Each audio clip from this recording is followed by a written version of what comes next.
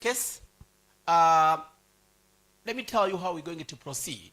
As we did yesterday, today we're going to have a two payroll sessions. We're going to have two groups presenting. There will be one group in this main hall. Then there will be another group downstairs. And to help people choose which group to join, I'll ask my brother to show us which topics are going to be presented and where those topics are going to be presented. The group in the main hall will be moderated by my brother, Dr. Albert. Can you say hi? Thank you so much. Oh, thank you so much, Dr. Albert. Then,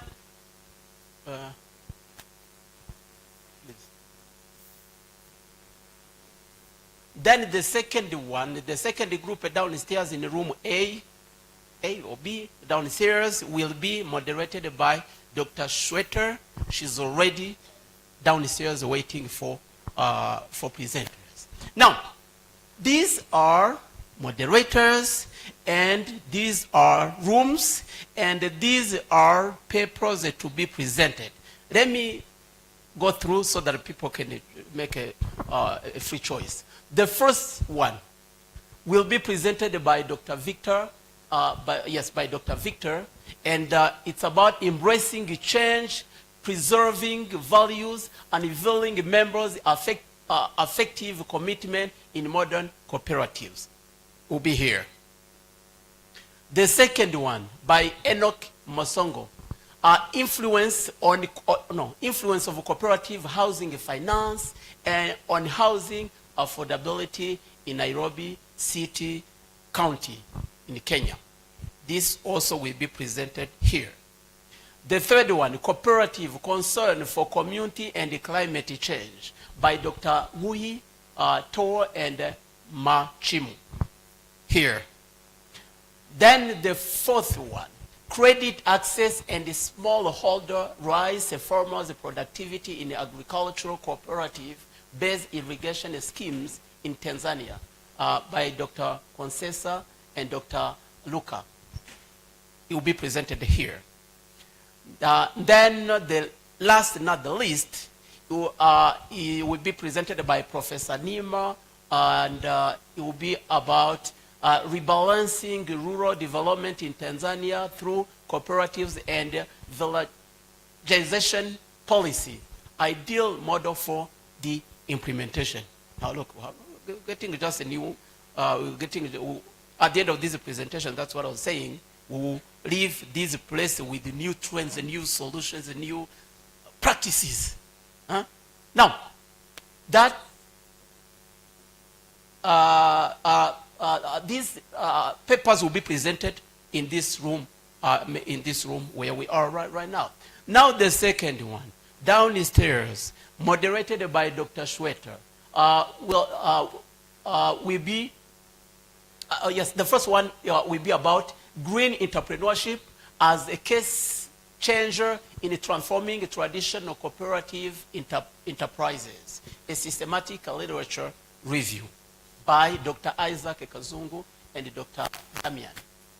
The second one, downstairs, youth participation in agricultural cooperative societies in Burundi, a cost-benefit analysis by Reverend Ndereimana Charles Uwaramutse and Vedase Habumuremyi, downstairs.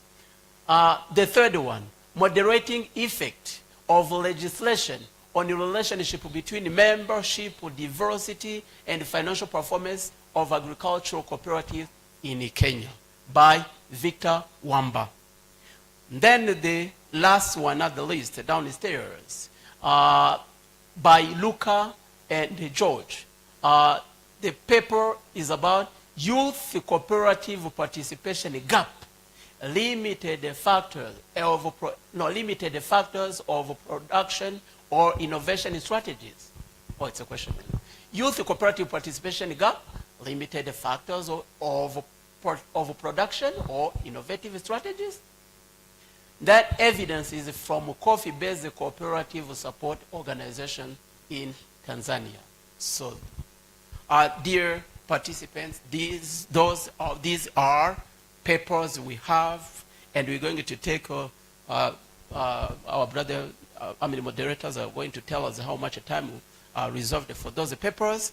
So I hope you have already made a choice, and without any delay, we're going to go straight where we're supposed to go. And that being the case, allow me to invite my brother, Dr. Albert, to come forward so that you may know which hands you are left in. I believe these hands are good. Thank you so much. Thank you so much, Doctor. A big round of applause for our moderator, main moderator. Let me give you time to see yourself out. If you've decided to go to room A downstairs, Dr. Shweta is waiting for you. So that will be 5 minutes or less.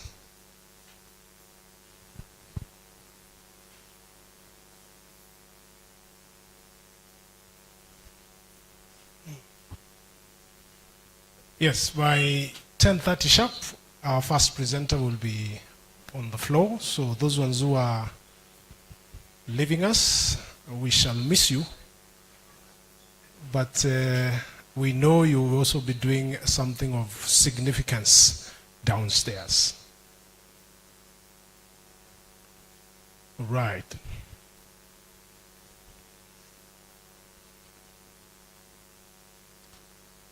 So, distinguished guests, we have administrators in the floor, the VC, DVCs, the deans and HODs. We also have professors, we have lecturers, most importantly, academicians, researchers, and presenters. My name is Albert, as been introduced, and I'm taking distinct pleasure to moderate this session. This morning we are going to listen to findings that have been brought forward by our researchers. I believe they've taken significant time and effort. They've employed all their research skills to be able to do their research, and their findings are now with us. And in this ICBMI 2024 conference, we are going to look into these findings. We invite you and encourage you to comment, ask questions, throw in different perspectives so that we'll be able to embrace, and more importantly, we will use this as a body of knowledge to actually improve the lives of people, and especially in the domain of cooperative. So I want to invite each one of you to be very participative, keen, so that we will be able to make the best use of our time. How are we going to be doing this? We're going to have 2 sessions. The first one, with the first 3 presenters, it will be physical. And then the next 2 presenters, that will be a virtual presentation. So for the first 3 presenters, we're going to have 15 minutes each. And this will be rapid fire presentation. Then we will get into the Q&A. I'm yet to consult to know whether we can have Q&A including the virtual, but we will first have the first 3 presenters rapidly presenting. So in 10 minutes, I will show them this. So they will be working together so that they know that they've already spent their 10 minutes. And then later, I will be able to also show them 5 minutes so that they start to wind up within a minute or 2. Then we will be able to close that and get on with others. So that's how we're going to be doing our presentation. And I pray that we will be having a good time. Our first presenter.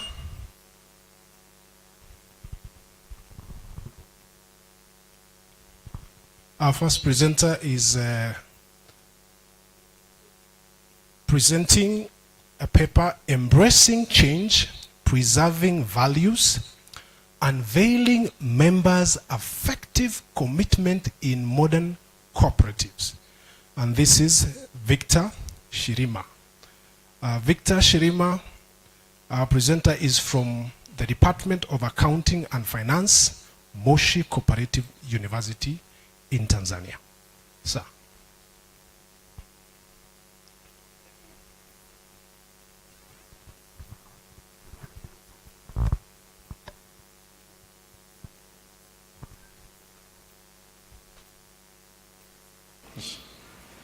Okay, thank you. Good morning. I'm Victor Shirima from Moshi Cooperative University, lecturer in accounting and finance and cooperation.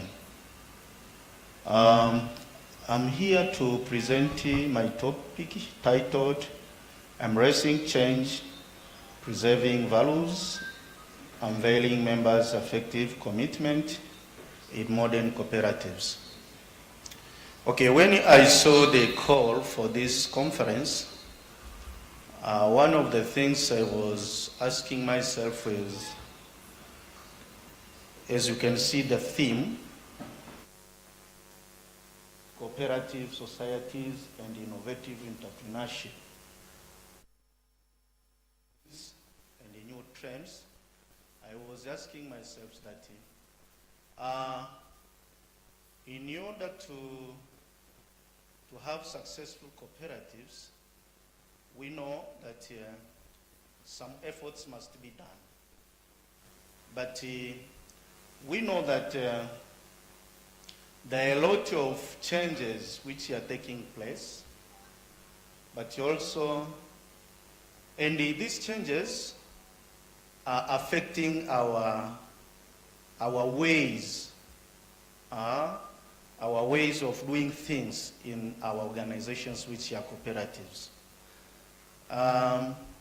We agree that the way we were doing things in 80s, 70s, 90s is different from the way we are supposed to do business and to operate as cooperatives.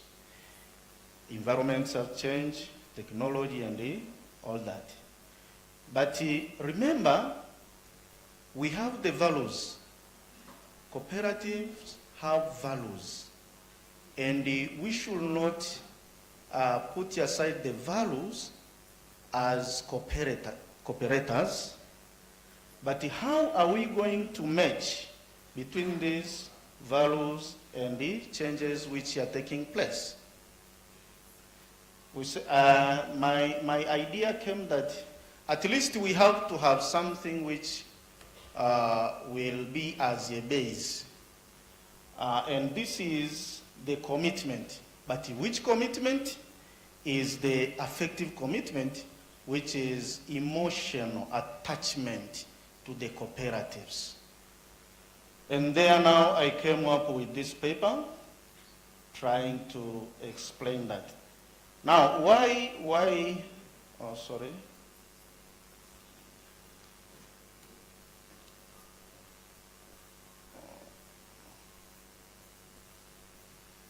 Is it not working?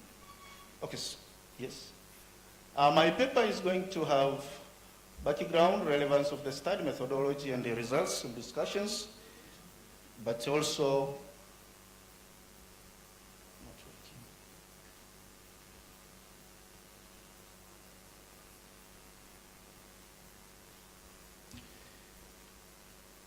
and yes? Okay, thank you. Now, modern cooperatives operate on principles of democratic control, equality, and social responsibilities. That is very important. We remember yesterday we had a discussion and we saw that some of the issues were discussed on this. And then, but also we have to have effective commitment, which is the emotional attachment, identification, and involvement in order to have successful cooperatives. Why do we have this? Of course, we say this will help, will act as an input for the participation. When people have effective commitment, this will make them to participate full in the activities. And we have variation in member commitment between regions. Of course, the theories are telling us that we have variation on the effective commitment.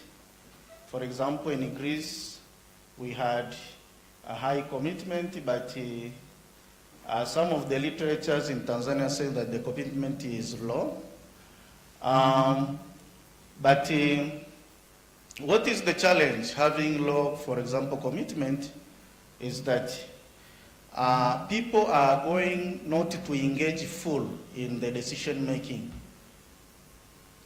And that means the participation can be lowered. And I use the theory of change, trying to see the input, process, and the output within this, that the input can be the values, the cooperative values, but we have the process, which is the participation, the activities which you are doing in that cooperative, but the output now is what is called the commitment, which can help the cooperative society to operate.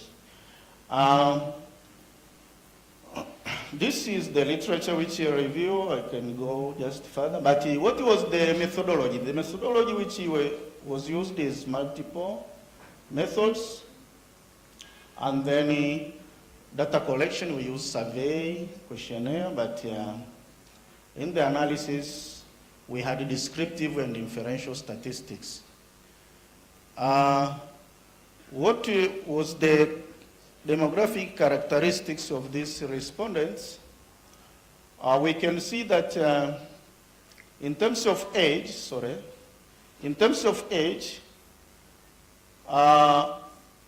we have people who are above 41 years. These are, yes, we have the high percentage on the people who have above 41 years, but in terms of sex or gender, of course sex is the proper way, it is 69%, and this is because of the nature of the agricultural cooperatives in Tanzania, where of course it has an history that most of the land was owned by men, and the agriculture was done in those lands. Therefore, the men were the members of the AMCOS, agricultural cooperative. But now we know the trend is increasing from the female. And then the education level, most of the respondents were having the primary level education, followed by the O-level education. Just a few members had the above A-level education, but we have the membership duration, where we have 54.4% had 1 to 4 years of membership. Now, what I did, I want to know what is the level of commitment among those cooperative members. Because I was just asking that with all these changes which are taking place, are these members still committed to their cooperatives? Therefore, briefly we can see that all the items which I tested to see whether they have effective commitment, they were above 3 mean level. Therefore, we can say that the commitment was high. What is the implication? The first item was I was testing the intention to stay with the cooperative. And they agreed that they had that intention, but the issue of advocates, positive advocates within the cooperative, members frequently speak positively about their cooperatives, but comfort and satisfaction, they had satisfaction among members.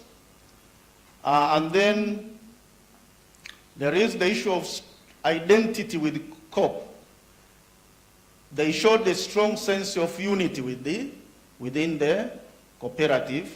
And then they had the issue of importance of membership. They saw that it is important to be a member, that to be part of that cooperative. And then I tested also the ownership of assets. They had a strong sense of ownership of our cooperative assets. Now we can draw something from there. You know, most of the time we measure performance of these cooperatives just to, sometimes by using the financial ratios and wherever. But we are lacking something. What do these members say really? That one sometimes we do not bother. Therefore, but I wanted to know what is the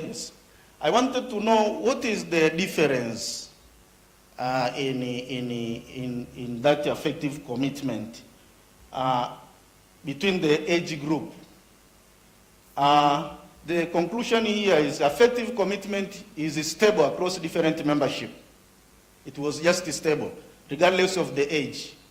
But on the issue of genders or sex, we saw that males group showing lower commitment than the female. That was somehow unique.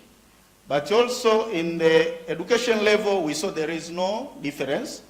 Cooperative members maintain similar commitment levels regardless of the education level. But in the membership duration, I saw that membership duration does not significantly affect the effective commitment among respondents. It was just consistent all over. But I wanted to know also what is the contribution. Is this the demographic characteristics, which is age, education, gender, affect what is the contribution in the emotional attachment within those cooperatives? Gender and membership positions were key factors in predicting effective commitment, while age, education, and membership duration had little to no effect. Conclusion: members showed high levels of satisfaction, emotional connection, and ownership among members. Therefore, that's why we have the strong affective commitment. But also, emotional attachment leads to greater retention, advocacy, and resilience in dynamic environment, that there is a possibility of having sustainability within this cooperative if we have this emotional attachment within members. And then another thing is, of course we had, if we had time to check the statistics, somehow, although it was high, but it was slightly lower, perception of members' value. This suggests areas for improvement to strengthen effective ties. Therefore, there is an opportunity for enhancement. Recommendation. I recommend that the management to reinforce membership values. This can be used by highlight tangible and intangible benefits through targeted communication strategies within the cooperatives, but increase member involvement, encourage participation in decision-making to deepen ownership and investment. But I have suggested also that the cooperatives should celebrate member contributions. There are some of the members who are doing better than others in that cooperative. Sometimes they should be recognized. But also sometimes you have to organize regular events to foster pride, belonging, and stronger emotion. And then leverage high commitment, use them as advocates. Those who are highly committed in those cooperatives should be used as advocates and the ambassadors to attract new members and build positive reputation. And then lastly, conduct regular assessment. The management should conduct regular assessments, monitor satisfaction and engagement to return responsive to members. Thank you very much.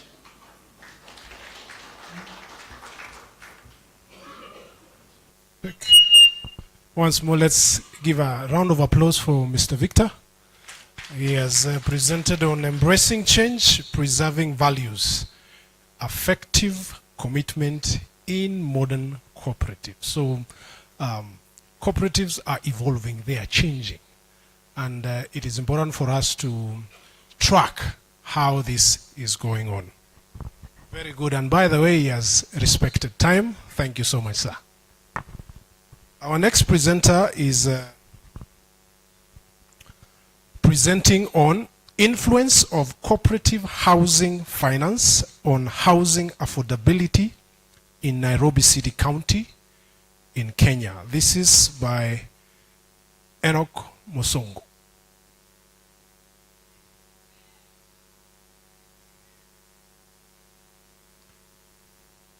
Enoch.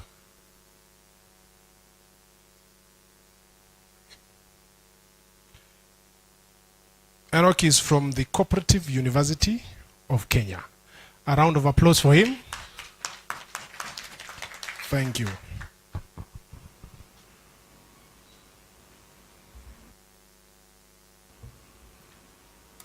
Good morning.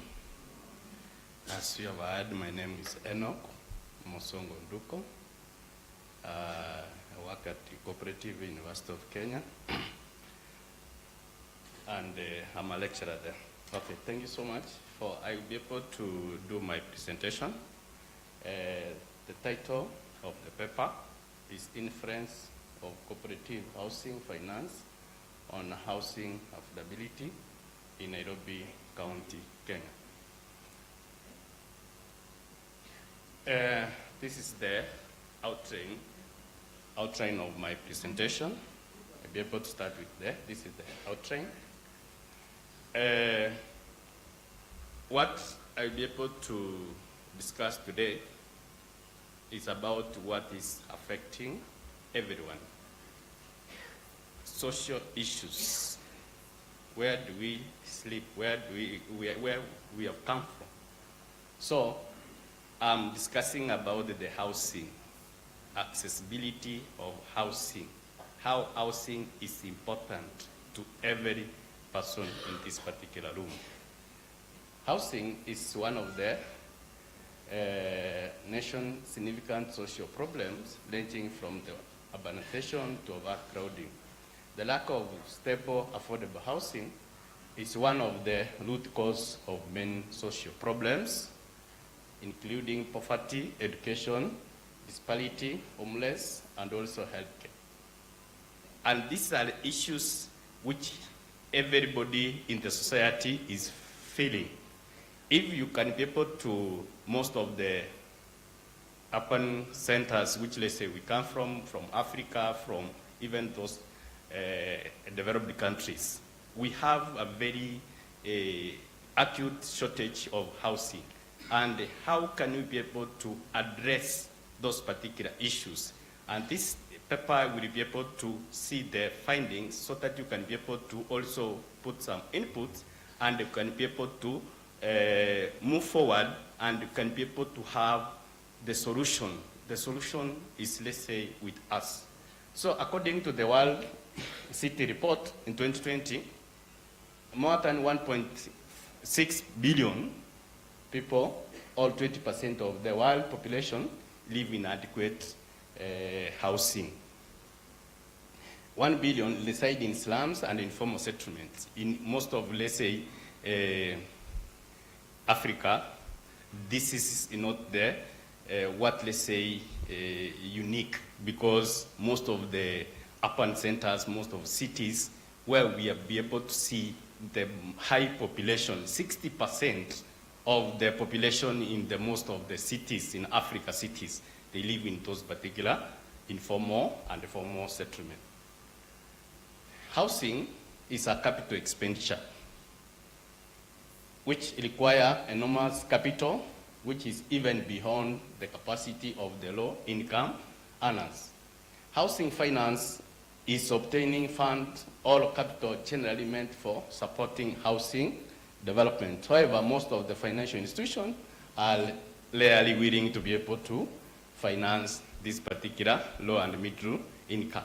And you can be able to have reasons why this particular financial institution are not supporting low income earners, because in such a capital expenditure, you need some good money. You need to be able to have an income which can be able to support whatever you want to be able to have, as let's say the housing finance. Then you find that these particular institutions, they favor the high-ended income brackets who can be able to finance that particular capital expenditure. But in the statistics shows that even that particular bracket, there are is like 2% who can be able to afford that particular. But the majority of the population fall under the middle and lower income. And how can we be able to now be able to solve this particular problem? We have several, we have sources of housing finance. We have equity fund, family resources, mortgage, deposit money, banking, lending, and cooperative saving. Kenya is home of 47.6 million persons, growing at 2.2% per annum, and 1% higher than the global average. So you can be able to see the late population growth in Kenya. 31.1% of the total population are residing in urban, estimated to be by 4.3% per annum. It is estimated that the Kenya backlog of houses is 2 million, and the only per year, what let's say the demand per year is 250,000 houses. But including the private and also the public, we can only be able to produce 50,000 houses. And from the simple calculation, you can be able to see how the backlog will be able to accumulate in many years. Now we talk about we have a backlog of 2 million houses. And both the private and the public, we can only per year, we can only be able to provide only 50,000. So the issue we need to be able, it is contributed to what we can be able to talk about affordability. Can we really be able to afford these particular houses? We be able to move around in those particular big cities. We have private investors have been able to build houses, but you find that some are, they have never been occupied. The reason is that the affordability, accessibility and affordability of finance that is what they say we have very challenge. And you can be able to see roughly the cost per, we talk about for the cheapest house in the Nairobi costing 2,700,000 Kenya shillings, which is, let's say, we can talk about 24,590 US dollars. Just 12.34% of the urban population will not be able to afford that particular house. Mortgage uptake, also we have a challenge, as let's say you can be able to connect. I've talked about in Kenya we have 47 million. However, only 27,903 account holder who can be able to get a mortgage in Kenya, vis-a-vis 47 million. So you can be able to see that particular mathematics, you can be able to see how bad we are in affording the housing. These are some of the objectives of the study, to analyze the sources of housing finance deployed by a housing cooperative, to examine the influence of housing cooperative finance on housing affordability. Then we had some research questions. What are the sources of housing finance employed by housing cooperative? We had one hypothesis. Housing cooperative finance has no significant influence on housing affordability. The research methodology, the paper or the study adopted the cross-sectional research approach, which the data was collected at once. And also, when talk about sampling procedures and sample size, we used the multi-stage sampling was adopted. This is because you find that in cooperatives, we talk about we have cooperatives and also we have members. So you find that you must be able to first be able to classify the houses cooperative. Then you move to the members so that you can be able, first you do stratas, then you'll be able to have the members who can be able to be your respondent. Then we have both qualitative and quantitative data was collected, and also data analysis was, let's say, used level mixed effect model based on the restricted maximum likelihood.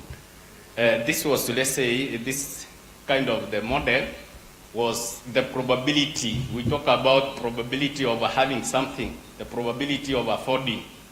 That's why you find that we use the mixed effect model, where restricted, you can talk about what is the probability of affording the houses. So those are the, after let's say this one, the findings, we'll be able to see those particular model. Result and discussion from finding from the study shows that most of the respondents indicated that the sources of finance are very important for development of affordable housing via housing cooperative. The study identified 4 core sources of finance employed by the housing cooperative in Kenya, namely savings, housing microfinance, grants, subsidy, and also mortgage financing. From the study, you find that we have discrepancy analysis, which we did, and from the 4 sources of finance, which are domiciled in the housing cooperatives, we have savings, we have housing microfinance, then we have grants and subsidy, and also we have mortgage. From these particular sources, you find that how is housing cooperative is able to finance the housing, affordable housing.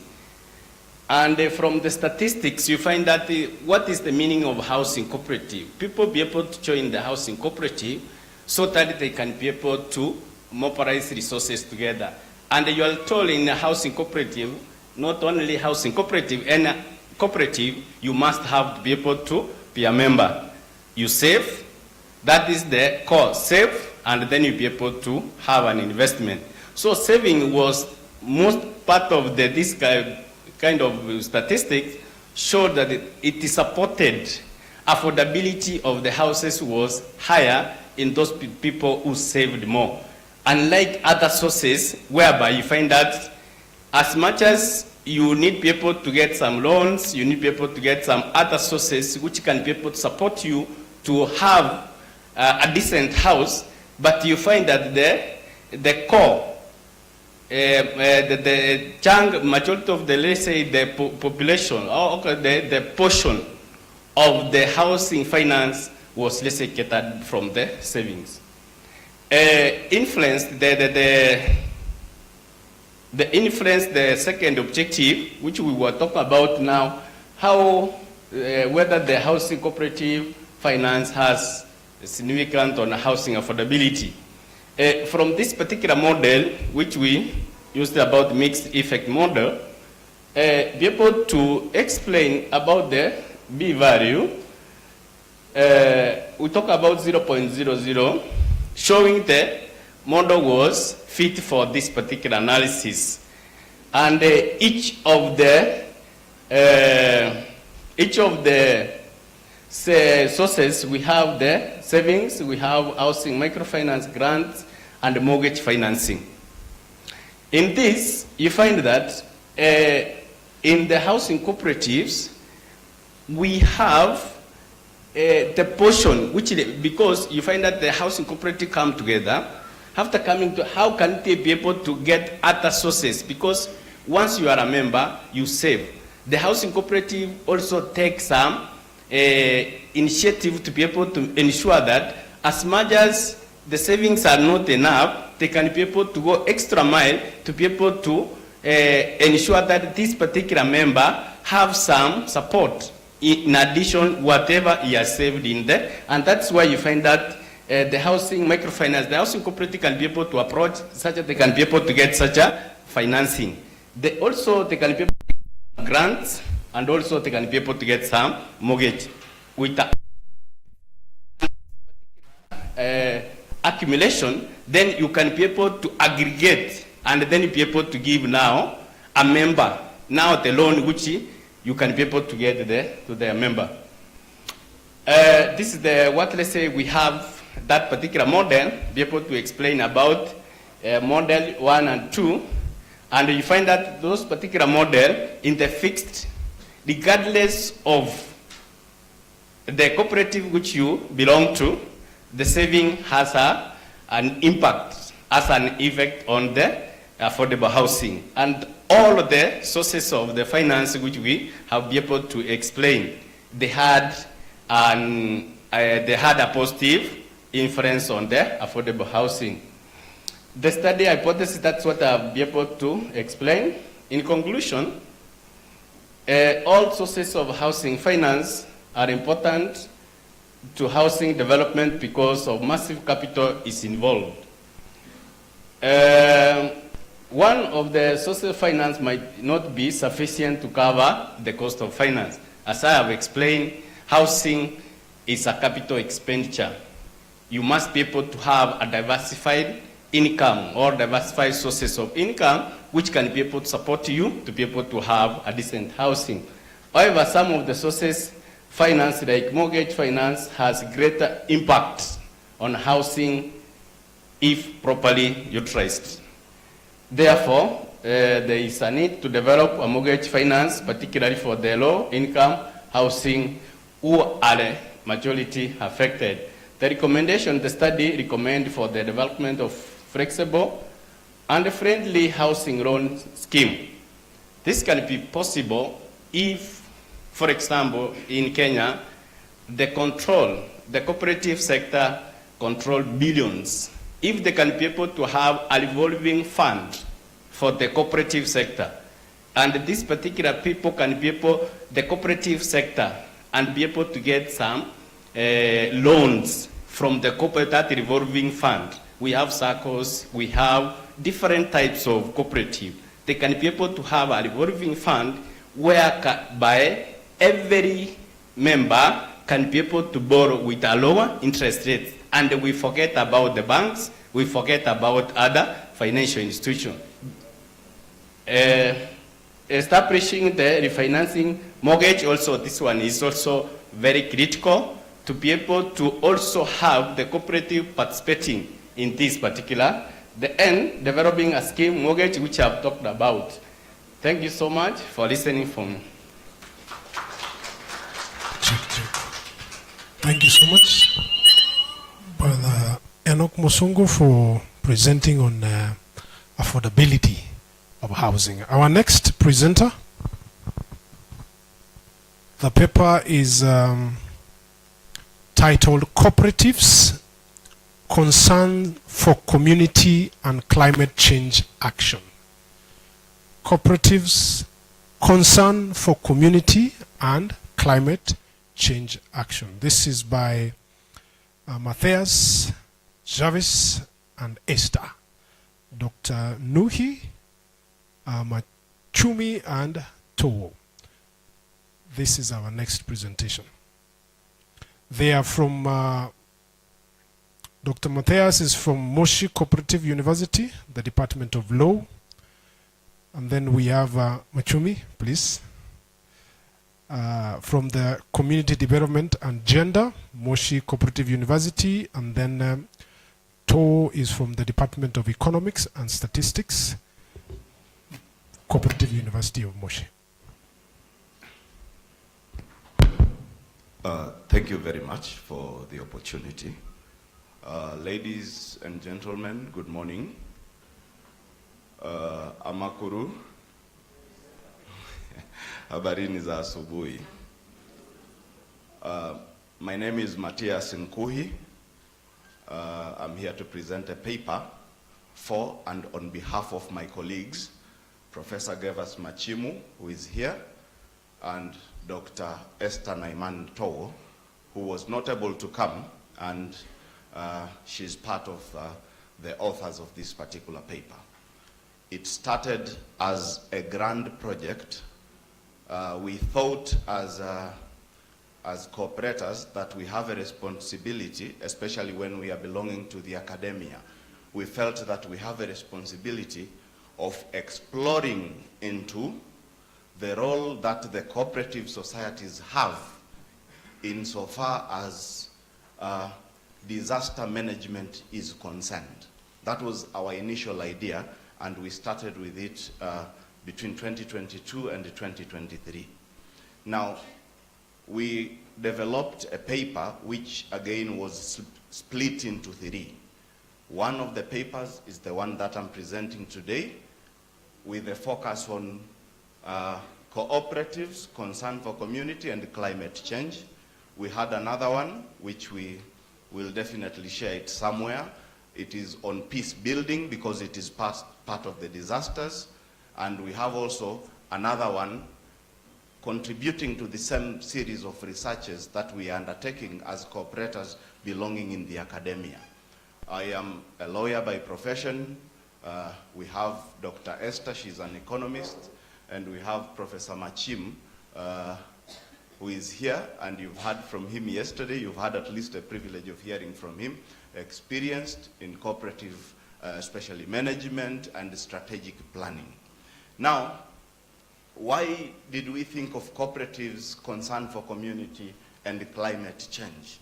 And why are we sharing this today? Number one, from the discussion that we've had yesterday, it is apparent and it is without any doubt that climate change is now a global issue, a serious global issue. This morning, when I was thinking of coming to this conference, I was asking myself whether to carry my blazer or not, because I'm not certain what will happen in the afternoon. Will I be sweating? Will I be feeling cold? It is not predictable. And this is not the Kigali we know, for some of us who happen to be here for at least second or third time. So it is the same thing that is happening in most part of the world. And you see, we have serious issues relating to climate change.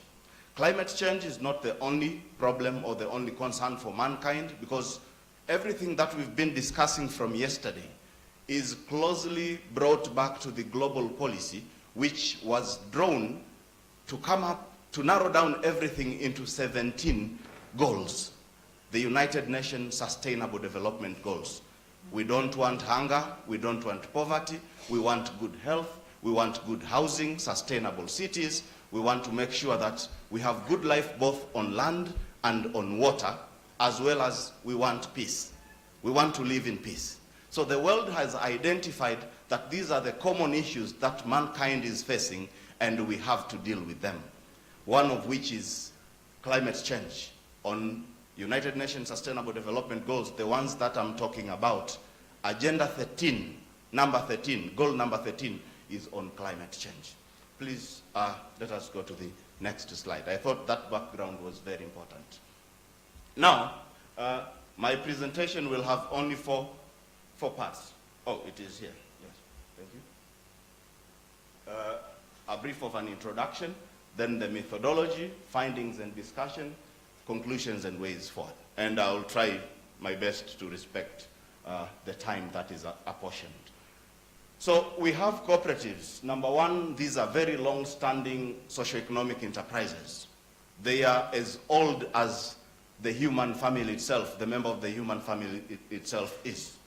So cooperatives' contribution to realization of human development cannot be ignored, because these are societies, these are enterprises that were meant to rescue mankind from certain socioeconomic problems.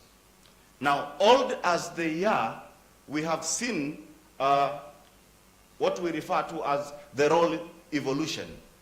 Essentially, or initially, cooperatives, when were thought of, they were only dealing with the problems of the members.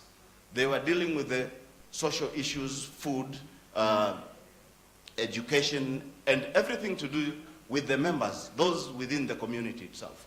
But with the time, we have seen these particular societies evolving in terms of their roles. They are not only for the members, but they are also concerned with the community. And we will see what happened. So cooperative undertakings today are extended to addressing pandemics, not for the members alone, for the entire community, to address food insecurity, to address climate change, and to deal with the conflicts. And we have even examples, very good examples from Rwanda. So these are some of the issues today when we have to discuss cooperatives. Climate change is a global issue. We have so many negative impacts of climate change, both in developing and developed countries. Water scarcity, poisonous emissions, global warming and the effects on the greenhouse effects. So many to mention. They are there. We know them. And these are the statistics. If you check like from year 1980 to 2021, you see how climate change has caused a surge in what we refer to as natural disasters. The occurrence of so many natural disasters. And it is shown here in terms of the quantity here, what you see. So we have hope, however, that we have some cooperatives worldwide that are doing better, and they are trying to address some of the climate change issues. They're engaged into environment-related issues. But we have question marks on the role of the African cooperative movement.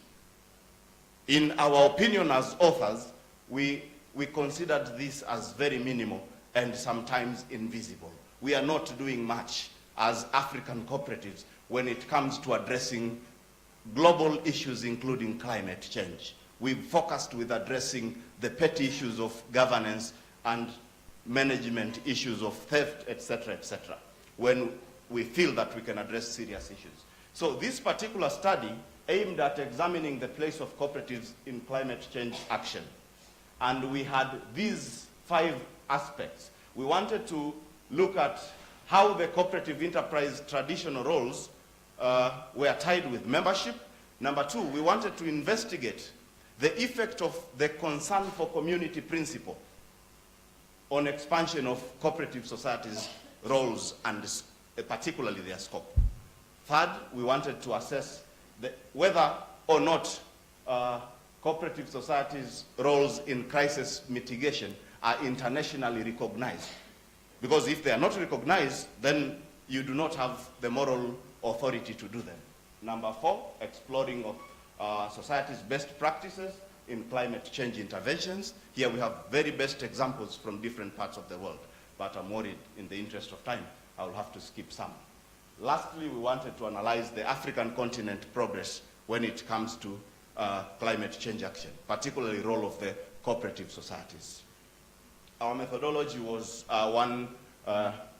was purely documentary, and we reviewed existing literature and legal instruments, particularly legal instruments on these particular areas.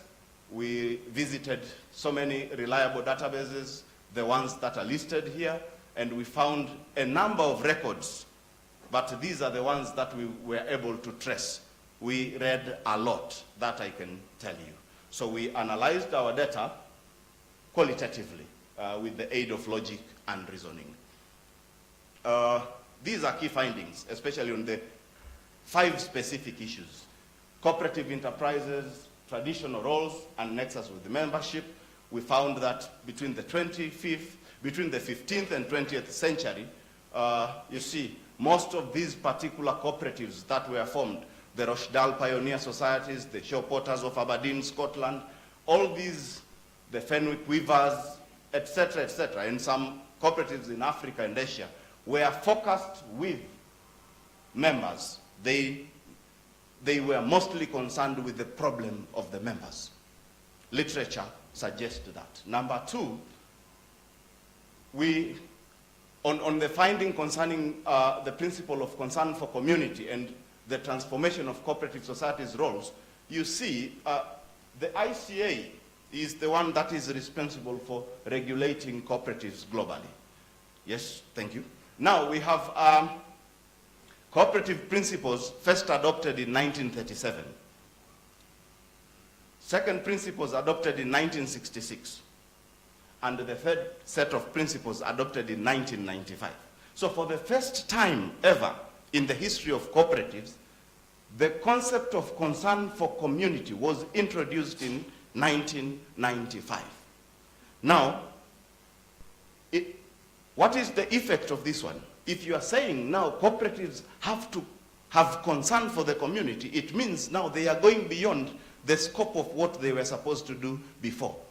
In terms of attending the members' only issues, now they have to attend serious issues concerning the communities that are surrounding them. Now, the expansion of the cooperative society's roles is appreciated at several levels. At the international level, you see, the United Nations has been working since 1990s on a series what it refers to as the role of cooperatives in light of new economic and social trends. And the United Nations recognizes the role of cooperatives as part of the private sector in the realization of, among others, the Sustainable Development Goals, all the 17 Sustainable Development Goals. So today, when we are talking cooperatives, we are not talking cooperatives which are only addressing or focusing on the members' issues. We are talking cooperatives that are supposed to address the global policies, peace, security, climate change, etc., etc. Insofar as climate change action are concerned, we've summarized how cooperatives are leading when it comes to climate change action. One, their interventions. We have seen so many cooperatives, especially in Europe and in Asia, which are dealing with renewable energy generation. They are not merely AMCOs. They have gone further to address renewable energy. They are dealing with the solar and hydroelectric powers. They are dealing with water resources management. Cooperatives are purely formed and manages what we call the water resources, not the urban or government authorities that we know of. Cooperatives are dealing with forest management. Cooperatives are engaged into climate smart agriculture. In Africa, we've named in the paper itself some examples, including from Ethiopia, where the Oromia Cooperative Society is cited as one example. We have seen cooperatives which are purely formed and now are engaged into waste disposition. These are very famous in Colombia, they are very famous in Uruguay, they are very famous in Kenya, our neighboring country, and a member of the East African community. We have also seen cooperatives which are promoting indigenous cultural values, including that of respect to Mother Nature. And these, the leading example is one from Argentina, in one region of, I can't recall the name now because now I'm stressed with the time. So what are the motives? Why are cooperatives engaged into climate change action? One, they are the victims. Climate change does not say we are coming to you cooperatives alone, or we are coming to you companies alone. Climate change is having impact on everyone. So we are the victims as members of cooperatives. Let us take action. Again, importantly, which I have mentioned again, concern for community principle. Now we are concerned. And the global community now is telling us that climate change is an issue. Cooperatives must take action. We have the global policies on sustainable development, and that is why we also have to take action. The African continent progress, there are issues in Africa. Climate change continental policy is at very embryonic stage, 2 years old. Now the continent, the African Union policy on climate change is at the embryonic stage, 2 years old. So it means it is yet to be tested to see whether it has worked or not. Absence of continental law. In the European Union, they have at least a regional law concerning climate change. At the African Union, that is something that we've seen as missing. Absence of independent implementation framework, including the continental institutions. In the European Union, they have institutions which are responsible for climate change. At the African continent, we don't have those. So we have issues with the restrictions at national policies and laws, and et cetera, et cetera. So these are our conclusions. Cooperatives are key to implementation of UN Agenda 2030 and Agenda 2063. The issues, however, we have identified 3 issues, and these are the questions that we are posing to you as members of cooperatives anywhere. 1, are you willing to apportion funds for these particular activities, disaster management roles? As members, not asking for subsidies, not asking for funds to be injected to you so that you engage into the roles. Are you willing as members? That is number 1. Number 2, are regulatory setups ready? In our opinion, we found that even with the changes, the regulatory and policy frameworks have not kept pace with the changes that have occurred recently. And we think that there is a need for members' education on climate change, there is a need for reform of policy and legal framework on cooperatives, and there is a need to reserve funds for climate change actions.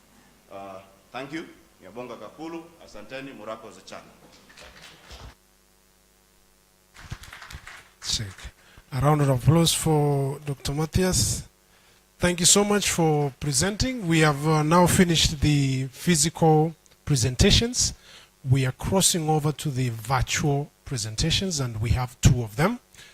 After which, then we will be able to get into the Q&A for all the papers presented. So I want to just let you know that our first presenter will be presenting on credit access and smallholder rice farmers' productivity in agricultural cooperatives based in irrigating systems in Tanzania.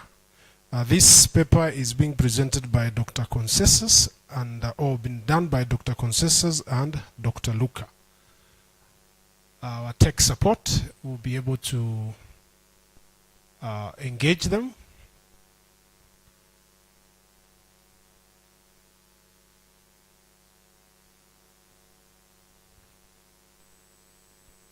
Credit access and smallholder rice farms productivity in agricultural cooperatives based in irrigating schemes in Tanzania.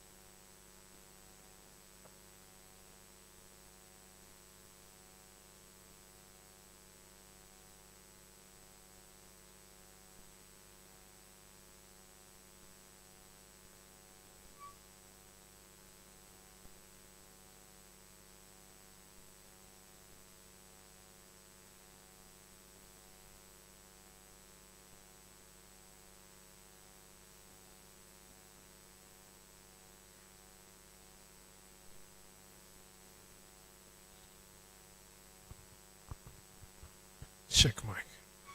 Now, since we are having technical challenges,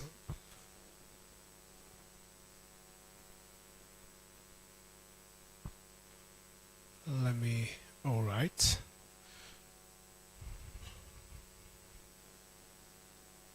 So allow me, let's do this now. We will get into our Q&A for the 3 papers that have been presented before, while we get our presenters on the virtual platform ready. Maybe their signals are not be able to beam. So I want to invite each one of you. These discussions and the presentations are of value. The researchers have done their part. They presented their findings, and we're in the domain of cooperatives. So I'm inviting you for questions. I'm inviting you to give your perspectives and opinions so that we can discuss, we can be able to draw value out of the research that has been done, so that we'll be able to go on and implement them. So our first paper was done by Victor Shirima, Dr. Victor Shirima, and I'm inviting questions regarding that paper. We're going to have 5 minutes for each paper, so that a total of 15 minutes for the Q&A for all the 3 papers. So do we have questions for the first paper? I'm seeing one hand there. Any other? So that we know how many are we, and then we'll be able to work that together. Okay, the gentleman behind there, your name, the institution you represent, and then your question. And Dr. Shirima will be available to be able to help us. Yes, sir. Okay, thank you. Good morning, gentlemen. My name is Kano Stephen. I am a Nigerian. I'm a private legal practitioner. Thank you, Dr. Victor, for your presentation, especially for its brevity and straightforward. But if I understand very clearly, the whole essence of your presentation is you're highlighting that for the success of every cooperative, there must be adherence to its core values. And some of these values are members' emotional attachment to their common goal, their participation in decision making, and all that. Now, that is the basis upon which you can measure the success of cooperative. Now, I want to be able to walk out of this place and tell someone that what I learned from Victor's presentation is that to preserve this core value, I need to do this, this, and this. Now, I wasn't able to get that picture as to what I must do or what we must do to preserve these core values. I mean, in light of the changes, the global changes in doing business and all that, so I really want a clarification. Maybe I'm the one missing it, but I haven't been able to understand exactly what we should do to preserve these core values. Thank you. Thank you so much for the question. Dr. Shirima, please, and the other presenters, allow me to invite you to the podium so that that will be in a proper way. And meanwhile, your good question will be answered.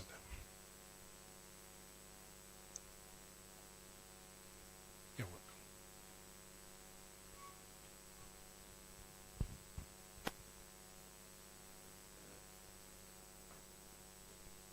So we already have one question on the floor.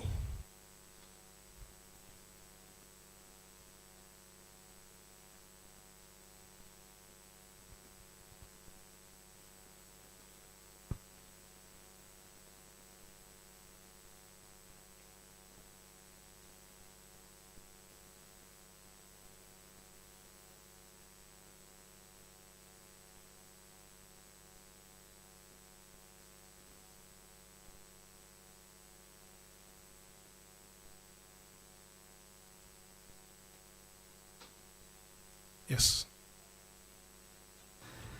Okay, thank you, Kanu, Stephen. for your good question. We know that these values we are talking about are there, and what we are supposed to do is to make sure that we preserve them. Now, we cannot say that we have one approach which can be used, but what we at least we know is that when members are committed, and especially in terms of this one which I said, they have the affective commitment, they have the emotional attachment on those cooperatives, at least we say that there is a certain of automation on keeping these values, because what we are telling when someone has affective commitment is that he or she knows. The first question which this person is asking himself or herself is that I want to. What do I want to? What am I going to do in that cooperative? That I want to be a member of cooperative because I have this and this, that. That is one. But therefore, if someone has got affective commitment, at least there is this automation, at least. But another thing is how are we going to preserve this? Of course, it is through participation, active participation, and sometimes these can be added. We can add some issues like training. If, for example, these members are trained to know how can they manage the cooperative, they can control the cooperative. Now, it means through participation, having the knowledge on how to work on those cooperatives. Sometimes theories are saying that sometimes within that participation, there is a possibility of these members to increase the way in which they are going to preserve the values in the cooperatives. But also, I can say that, I say that there is no one approach. You know, some of the cooperative members are there because they were somehow forced, or they were just told to form cooperatives without knowing why they are there in the cooperatives. Now, if we have this kind of cooperative members, the approach which you are going to use in order this person to know how he is going to keep these values is different from the ones whom they form these cooperatives willingly. Therefore, there is no one approach. Yes. Thank you. Thank you so much. Yes, we have our second question. Please go ahead, sir. Thank you very much. Thank you very much to our valuable presenters for their interesting papers. My question goes to the one who presented on cooperatives concern for community and climate change actions. I think it's Matthias Nkuhi, Jerivan Machimu, and Esther N. To. Yes. Yes. My name is Aphrodis Mbarushimana. I'm the Research and the Curriculum Development Officer at the Rwanda Cooperative Agency. First of all, let me appraise this good topic because it takes different sectors into account and which will positively bring solution to the challenges that the globe is facing. The question is, if you have had that ability of analyzing those concerned concerns on climate change, cooperatives, and community.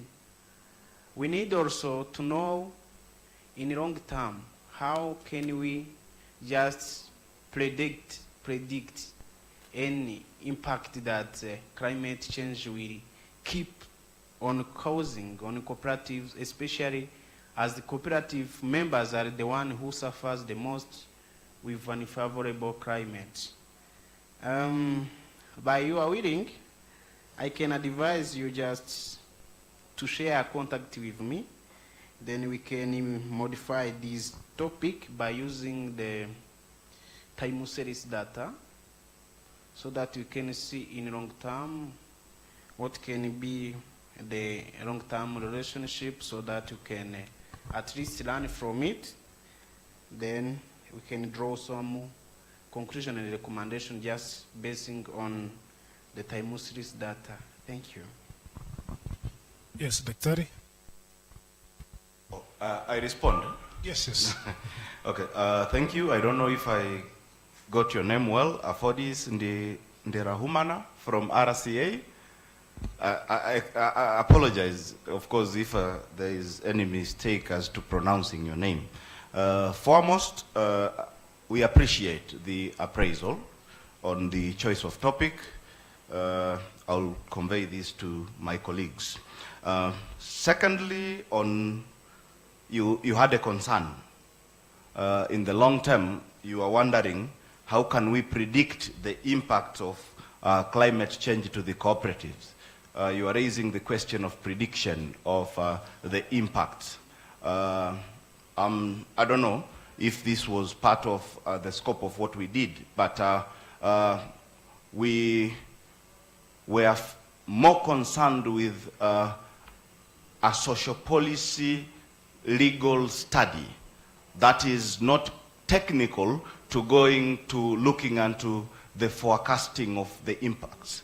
If we are looking at the prediction from the social perspective, it is likely that if we are not taking any measures, like I said in my presentation, it is not only the cooperatives that are going to suffer.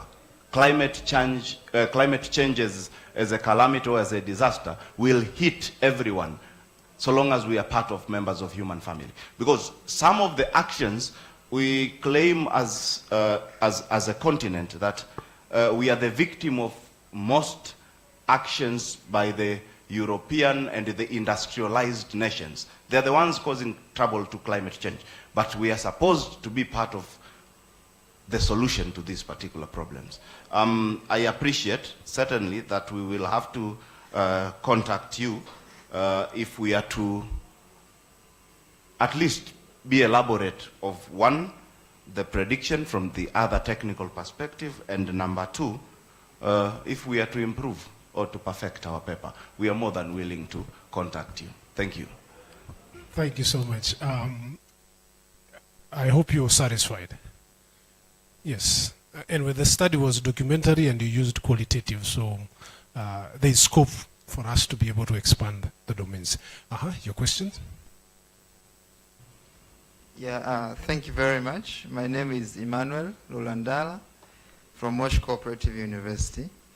And my question goes to the second presenter, Mr. Enoch. Yeah, I was very interested to know more about cooperative housing cooperatives. We do have them very few in Tanzania, and they have been facing similar challenges like those that you have explained that the Kenyan cooperatives are facing. Now, one of your recommendations given in your study is that you are recommending the Minister of Finance to provide special consideration when it comes to access to commercial bank loans to these cooperatives. So I was really very much interested to know what are these considerations that you think maybe our governments can provide to housing corps, so to make sure that we have these vibrant housing corps. But also I'd like to get more, what is your opinion I know when you are using commercial banks or debts, you're actually increasing risks to these cooperatives. So I was wondering, what is your view? Do you think these corps, they do have the necessary managerial capacity in terms of managing the risks that will be associated with the loans? Thank you.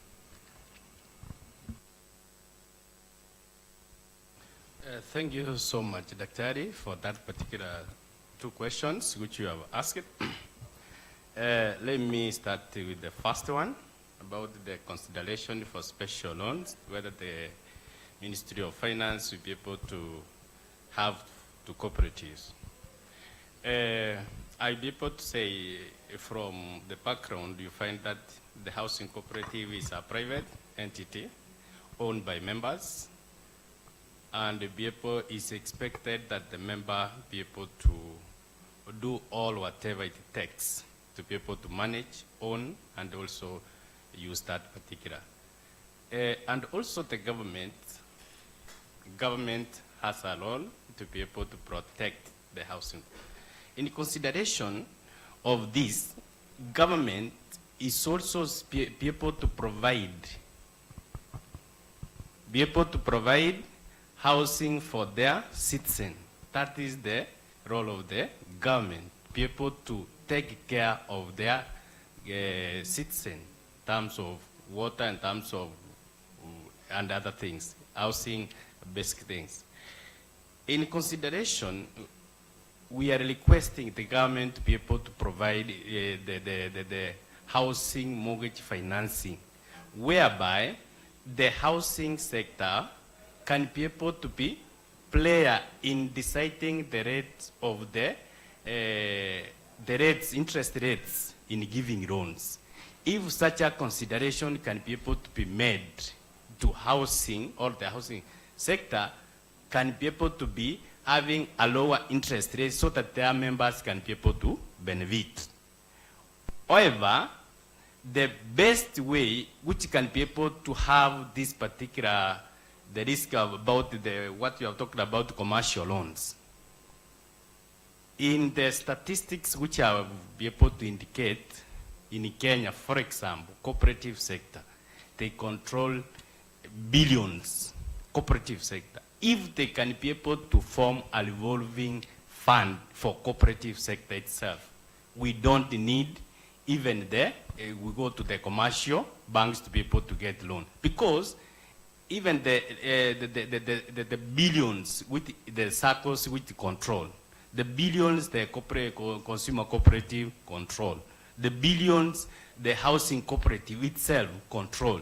If we can be able to have a revolving fund for the cooperative sector, our members can be able to borrow with a lower interest rates so that they can be able to have a decent and also affordable housing. Thank you. I don't know whether I have answered your question, Dr. Thank you so much. All right. Yes, the gentleman on the other side.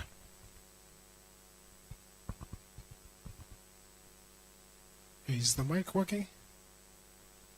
Can you get one? Okay, let me come quickly. Is it on? Let me share mine.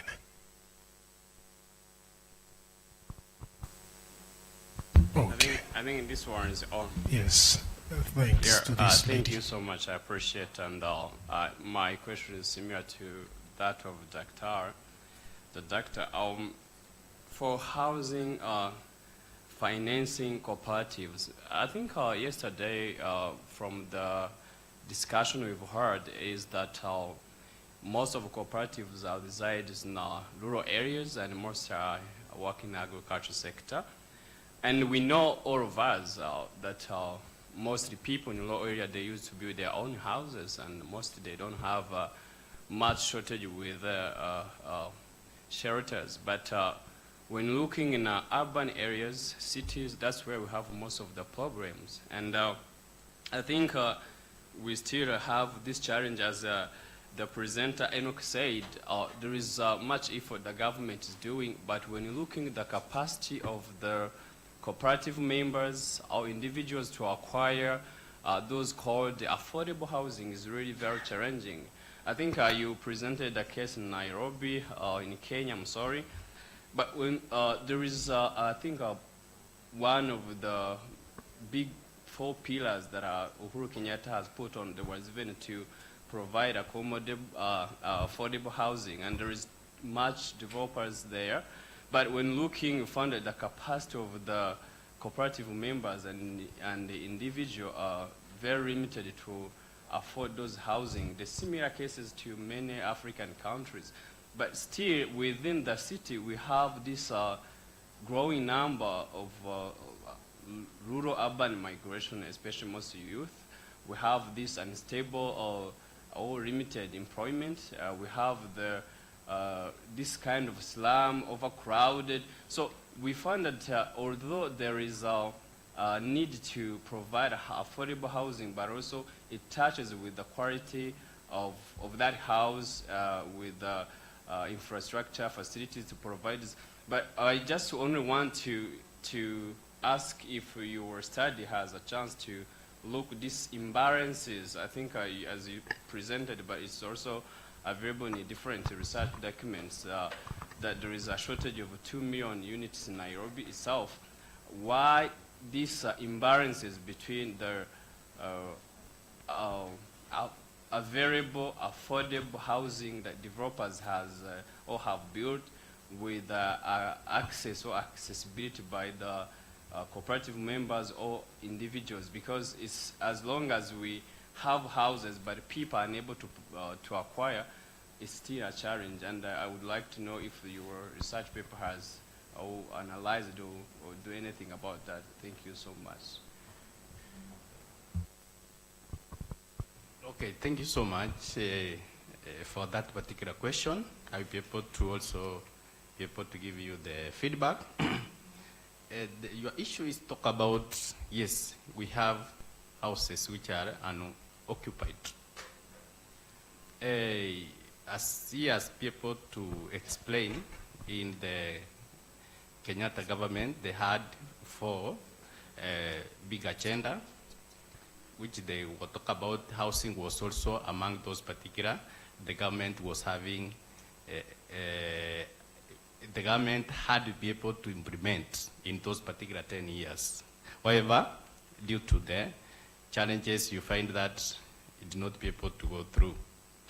And for record, cooperative was given 25% to be able to build those houses.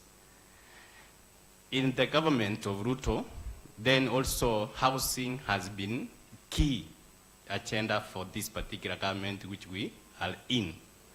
And what he has done about providing, be able to solve this backlog of houses in Nairobi or in Kenya, he has been able to put in the act so that every civil servant, everyone who is earning an income should be able to contribute to that particular house levy which everybody is paying, so that they can be able to build houses for all Kenyans. That is the government initiative from that particular side. Answering your question, why do we have these imbalances? You find that the investors, the kind of the houses which they build, mostly there is upcountry, uptown. Uptown, even the cost of land and plus the cost of building, the lower and the middle income will not be able to buy that particular house. Even if they take about a mortgage, his or her income cannot be able to allow that particular individual to be able to buy that part. Second, you find that affordability is not even buying itself. Affordability is staying, sustainable affordability is staying that particular. You can be able to buy the house, but will you be able to sustain living that particular house? You find that some estates or some locations, you find that as much as you have the house, but there are other churches which you are supposed to, in terms of security, in terms of all those particular other things, are you able to sustain? So you find that in this particular issue of housing is so sensitive. And if the government can be able to listen from the cooperative sector, you cannot be able to build a house for somebody to be able to stay there. It's the member who can be able to say that this is the location I'm comfortable to be able to, and they can be able to come together. Only the government can be able to provide supportive environment, enabling environment, so that if it's financing, for example, infrastructure, they be able to provide good infrastructure. In the mapping, the first paper of this study was mapping, people to provide, providing housing cooperative in Kenya. But you find that housing cooperative have tracts of land unbuilt because, yes, you have owned the land, but you don't have financing to be able to build. Even the load, adding that particular land is very difficult. So you cannot be able to stay in that particular location. So you find that if the government can be able to provide this infrastructure, to be able to provide the enabling support for cooperative, the cooperative can be able to manage their cooperative, can be able to manage their finances, and be able to stay in those particular houses. So this paper was looking at generally, yes, not only affording or be able to buy the house, but are you be able to stay in that particular house? Thank you so much. All right, thank you so much. I've been told that Dr. Consensus is ready. And before we cross to the virtual platform, Dr. Mateus, now that you're not under pressure, I have one question for you. In your presentation, we are looking at concerns for the community. And I saw 1936, 55, and 1995. And Africa is just 2 years old, embryonic stage. I was wondering, and since the team read a lot, I believe that you have a good answer to my concern. So what's the scope for us in Africa? We're just 2 years old. Does the literature tell us how long are we going to take? Are we catching up, or are we left behind? We'll be able to do this maybe by 2027, 2030? That's my question. Thank you very much for a question. Concerns for community, we've seen the evolution, 1937, 1966, and finally 1995. And Africa is just 2 years old. Adding to what I said, I was comparing Africa, the Americas, and the European Union. By using the word I, I'm excluding my other authors, I mean co-authors, so I will refrain from using it, and I say we were making a comparative approach for which we see it is not only in terms of the 2 years old we are talking about is insofar as the policy and framework creation is concerned. We are not even, we've not reached a level where we can apportion 30% of the continental budget, as it is the case with the European Union. So if you are asking me whether it is today or tomorrow or 2 years after, I'm unable to give you an answer, because now we've started with the policies at the continental level. We've started with the frameworks. We have to commit ourselves in terms of the resources. We have to show that we apportion a significant budget. We create resources, institutions, including agencies at the continental level, to make sure that we regulate everything at the national levels. Because even the laws and the policies, most of which are of the Anglophone Africa, have not kept pace with the changes that have occurred at the continental level. So you have something that is pro-climate change action at the African regional level, but there is a restriction at the country level. Yes. You can't register an energy cooperative in some countries in Africa because cooperatives they are known for agriculture, they are known for saving and credit, etc., etc. But today, in some of the Scandinavian countries, cooperatives are providing a lot of energy to the national grids. Yes. They own half of private-owned forest in these particular countries, and they contribute to a lot of income generation, including even carbon credits businesses.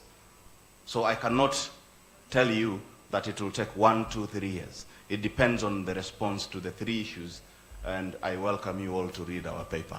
Thank you very much. So pretty much then it is a question of mindset and progress. Thank you so much. A round of applause for our presenters. Please, you can take your seat, and then now we'll cross over to the virtual. We have Dr. Consensus presenting credit access and smallholder rice farmers productions in agricultural cooperatives based in irrigating schemes in Tanzania. This is by Dr. Consensus and Dr. Luca. So our tech support will be able to bring us on board. Thank you. Hi everyone. Hello. This is Concessa Mauki from Moshi Cooperative University in Tanzania. Can you hear me? Yes. Okay, thank you. I'm going to present a paper on credit access and smallholder farmers productivity in Tanzania. And this paper is co-authored by Dr. Lucas. As consensus, you have 15 minutes.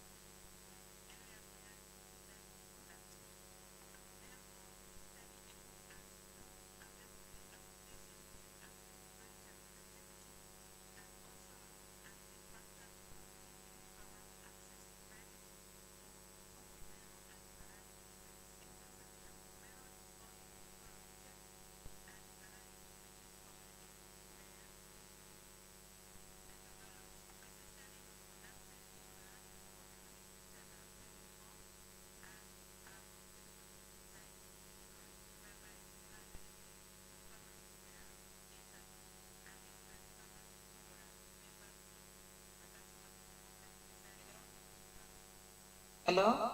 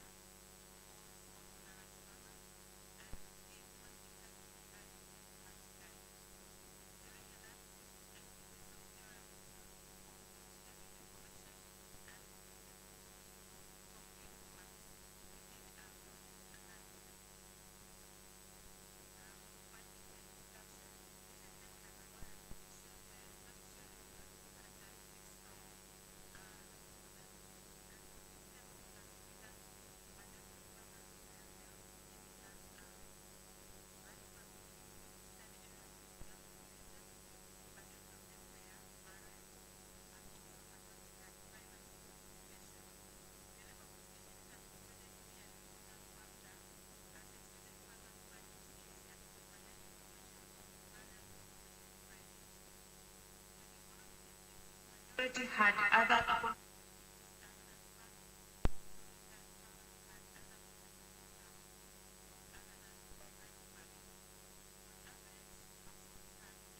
five